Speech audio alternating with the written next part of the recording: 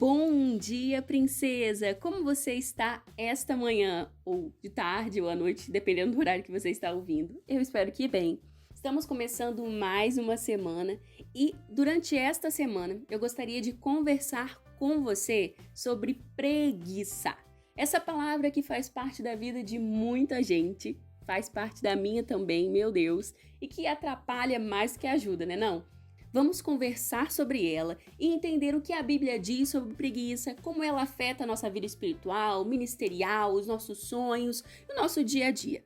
Você embarca nessa jornada comigo? Espero que sim. Então vamos lá. Para a gente começar a nossa reflexão de hoje, eu gostaria de ler com você alguns versículos que se encontram no livro de Provérbios, capítulo 26, dos versos 13 ao 16. Assim diz a palavra. O preguiçoso fica em casa e diz: se eu sair, o leão me pega. O preguiçoso vira de um lado para o outro na cama. Ele é como uma porta que gira nas dobradiças, mas de fato não sai do lugar. Existe gente que tem preguiça até de pôr a comida na própria boca. O preguiçoso acha que ele sozinho sabe mais do que 7 homens capazes de dar respostas certas.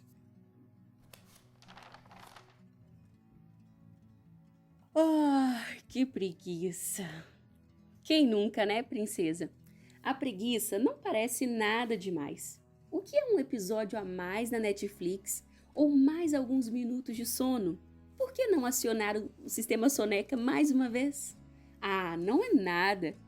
Mas e quando a maratona se estende por todo o dia? Quando nós deveríamos estar fazendo o trabalho da faculdade ou arrumando a casa? Pois é, querida, a preguiça pode até parecer bonitinha e confortável. Contudo, é uma atitude perigosa, que nos traz mais prejuízos do que ganhos. Mas o que é a preguiça? Nada mais é do que aquela decisão de descansar quando deveríamos estar cumprindo nossos deveres e nossas responsabilidades. Preguiça simplesmente é descansar demais. É muito importante nós não confundirmos o descanso com a preguiça. O descanso ele é fundamental para se ter uma vida saudável. O próprio Abba nos instruiu a descansar. Quando o Senhor deu os 10 mandamentos a Moisés, entre os 10 mandamentos, lá estava a ordem de guardar o sábado para dedicá-lo ao Senhor e também ao nosso descanso. Você pode conferir isso lá em Deuteronômio, capítulo 5, nos versos 13 e 14. Há, portanto, uma diferença entre descansar, que é cuidar do seu corpo e da sua mente, e com a preguiça, né? Que na verdade a preguiça é uma omissão com relação às nossas obrigações. Preguiça é quando a gente descansa demais, prolongando, jogando, deixando para mais tarde aquilo que nós deveríamos fazer agora.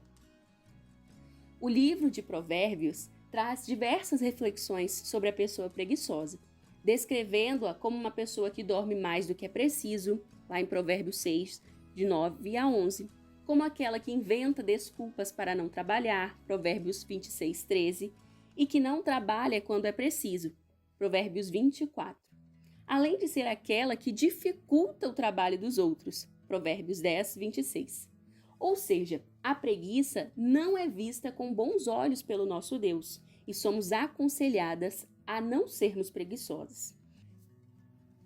No livro de Provérbios, a pessoa preguiçosa é a pessoa tola e não a pessoa sábia.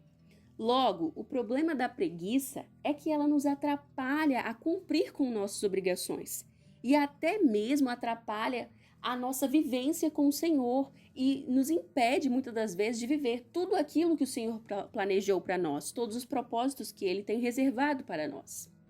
Além disso, convenhamos, você sabe que a preguiça atrapalha mais do que ajuda. Quando nós deixamos as coisas para depois, nossa agenda vira uma bagunça.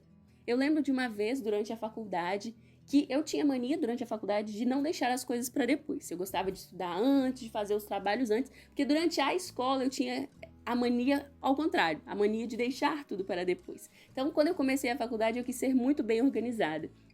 E eu lembro de um dos trabalhos em grupo que eu tive uma vez, um dos primeiros trabalhos em grupo que eu tive na faculdade, em que o meu grupo não fazia as coisas como eu, eles gostavam de deixar para mais tarde. E nós deixamos para a última hora aquele trabalho. E, gente, foi um fiasco o trabalho. Era muito complexo, tinha umas coisas assim muito difíceis que o professor tinha pedido, e como nós deixamos para fazer na última hora, nós tivemos que virar à noite na véspera do trabalho para conseguir concluir, e o trabalho não ficou 100% e a gente não tirou nota máxima. Então, depois disso, eu tomei assim um choque. Aí que eu me mantive ainda mais estudando antecipadamente para as provas, não deixando as coisas para mais tarde. A não ser quando acabava ficando em grupo e o grupo acabava enrolando mesmo. Mas eu tentei, aprendi na dureza aí a tentar me agilizar e a me organizar com as coisas da faculdade. Mas sempre acontece, né? Às vezes a gente acaba deixando um momento ou outro a preguiça falar mais alto.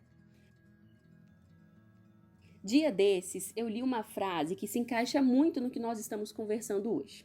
Assim dizia a frase: muitas vezes, o resultado da preguiça é trabalho duro e penoso quando outros estão descansando.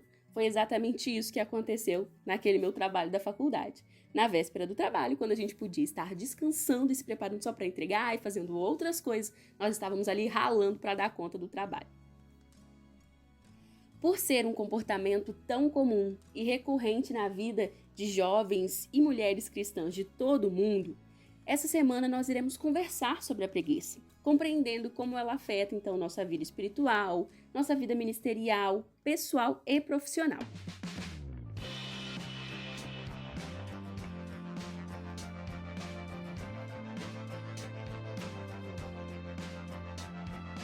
E aí, vamos descobrir juntas como vencê-la? Espero muito que as reflexões dessa semana possam abençoar a sua vida e te estimular a trilhar uma jornada mais produtiva. Você embarca nessa jornada comigo?